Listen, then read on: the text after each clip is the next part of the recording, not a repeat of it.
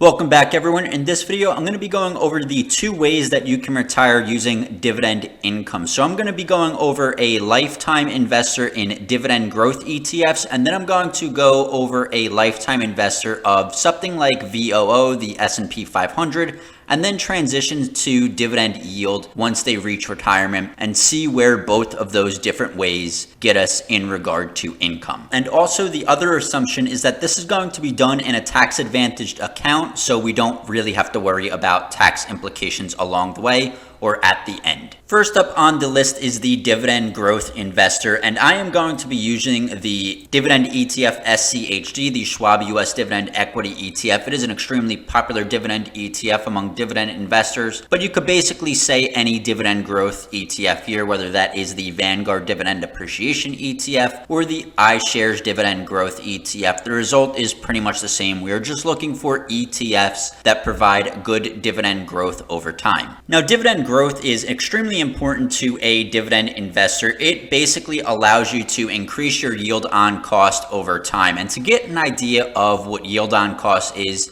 think of it as cash on cash return. So currently, to put it very simply, if you were to put $100 into SCHD and the dividend yield currently is 3.48%, your cash on cash return would be $3.48 for that $100. But because that dividend grows over time, your yield on cost or your cash on cash return can increase quite substantially. So that initial $100 that you put in could yield you a cash on cash return or dividend yield on cost of in the 9 to 10 to 11% range. Really, the sky's the limit. It just depends on how high the dividend growth is and then how long you hold that dividend ETF for. And that is really where the power comes from dividend growth investing. It is an extremely important metric to understand. Now, the investment methodology of SCHD is to track the total return of the Dow Jones US Dividend 100 Index. Now, this is great because we can look up the history of returns without too much difficulty. So if we bring up the index page of the Dow Jones US Dividend 100 Index, for the past 10 years, you can see a total return here of 11.57% annualized, which is a solid return. And again, because that is a total return, those dividends are being reinvested to help compound that growth over time. Now that we have the average annualized yield, we can make some simple assumptions. Over your lifetime, let's just say you're going to invest over a period of 30 years, since the time you're around 20 to 25 years old, and you're going to be contributing an average of $500 a month. And of course, we had that estimated annual growth rate of 11.57%. You can see after that 30 years, you have an end balance of approximately $1.3 million. Which is a very solid amount, I'd say. Now we can do a little quick calculation. If you take that 1.3 million and simply multiply it by the current dividend yield of 3.48%, we get a current income of $46,370. Which again isn't really that bad over that course of 30 years. And then you have to remember SCHD does have a dividend that increases over time, usually by about 9 to 10% or so per year. So even if you were to stop inputting money into your portfolio, the next year your dividend income would be approximately $50,000 or so, and that's just waiting an extra year. And then you can kind of do the math forward from there. If you wait another year, then your income would be approximately $55,000 after 2 years, even though you stopped investing, which is great. Additionally, the current dividend yield is only 3.48%, but your yield on cost would be much higher than that. I would assume probably in the 11 to 12% range, and that is simply because that dividend did grow over time. You probably did not put in a substantial amount of money compared to the final portfolio balance. In fact, over 30 years of investing $500 per month, that would be $6,000 per year, and then of course times 30 years, your total contributions were only $180,000 to come up with a final portfolio value of approximately $1.3 million. Now, I said that your yield on cost would probably be around 9 to 10%. Now I just did this quick calculation and boy, I was wrong. That kind of just goes to show you how compound growth works. Your total contributions are $180,000 and your current income from your portfolio is currently at $46,000. So your yield on cost is sitting somewhere around 25 to 26%. So just imagine the power behind that. Every dollar you put in during that time, you're getting a yield on cost or cash on cash return of about 25 cents per dollar, which is just incredible. Now, of course, you're going to contribute at different times, so your yield on cost may be slightly different there, but it just goes to show that the total contributions of $180,000 over that 30 years is yielding you a current income of $46,000, which just goes to show how powerful that yield on cost is. I mean, it is amazing. It's almost too good to be true. I had to do this calculation a few times over again just to make sure all the numbers worked out, and it looks pretty sure that it is just an incredible figure when you account for the compound growth of SCHD and then withdraw that current income out, which is $46,000, and you only contributed $180,000. It's just amazing. Now let's look at this another way. A lot of investors out there do not do dividend investing upfront. What they do is they put their money into a market tracking index like the S&P 500 or an ETF that tracks that index like VOO, and then they let that ride for that investment amount of time. So let's just say that 30 years.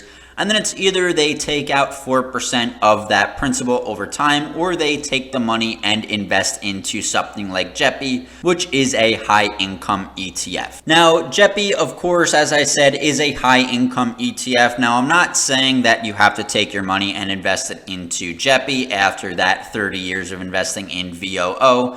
But I'm just using this as an example. A lot of dividend investors then just flip around from VOO to high income, and then they live off of that in retirement. Now, fortunately, because the S&P 500 is a large index, we can also find the annual rate of return pretty easily over the past 10 years. And the net total return comes down to 12.43%, which is better than even SCHD's Dow Jones US Dividend 100 index that it tracks. And it's kind of to be expected because the S&P 500 is going to be including a lot of those growth stocks, where SCHD does not include those growth stocks. It goes for more well-established dividend paying and dividend growing companies. And I am going to do the exact same thing. So the numbers are going to be the same, except the estimated interest rate, which I calculated out to 12.43%, which is what the S&P 500 page gives us. So with that said, you come out with a total balance after 30 years of $1.574 million.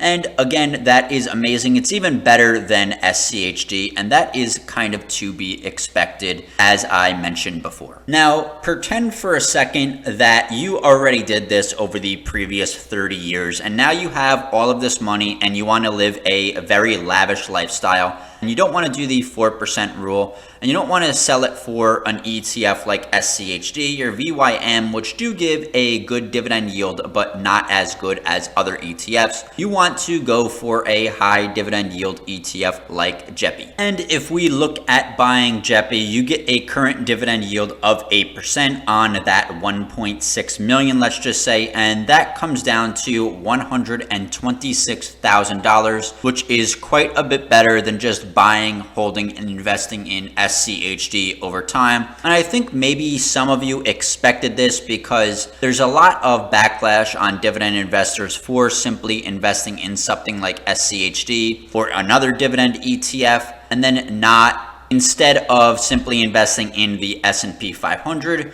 and doing something like the 4% rule, or simply selling the holdings in the S&P 500 and then buying a higher yielding dividend ETF like JEPI. Now, of course, this is going to be very different among different investors. A lot of people like the safety and security, the slow but consistent, less volatile growth of something like SCHD instead of something like the S&P 500, because when it comes down to it, if you're a year away from retirement or 2 years, and then something like 2008 happened, and then all of a sudden your portfolio is down 50%, and all of a sudden, yeah, you might think you'd be okay by selling your S&P 500 funds and everything was going so well, your money was growing, only for your money to drop 50% in capital, and you probably would be very upset. Now, those changes in return and market downturns can still happen to every ETF. Most equities, even dividend paying stocks, are pretty well correlated. So if the entire market goes down, even dividend stocks or ETFs will also go down as well. So I don't want to say that dividend ETFs will protect you from a total downturn, but they do provide limited protection against downturn versus something like the S&P 500 or a growth ETF. Now, as this evidence shows, it is better for you to invest in something like VOO until you're ready for retirement and then sell out and buy a higher paying dividend ETF like JEPI, or even a dividend ETF that pays in the 4 or 5% range. You're generally going to get a better bang for your buck than simply holding a dividend growth ETF over time. And I know that is going to be something that is going to be disputed quite a bit. But me personally, I think your investment style should be tailored to you and do what you feel comfortable with. So me personally, I hold a blend of dividend growth ETFs and a little bit of a high yield dividend ETF. And then I also own more of a generally understood growth ETF like QQQ. Regardless, I hope this video gave you some insight, and if you did appreciate this content, please remember to give this video a like to get this video out there to a wider audience, and also consider subscribing for future content. And I'll see you all in the next video.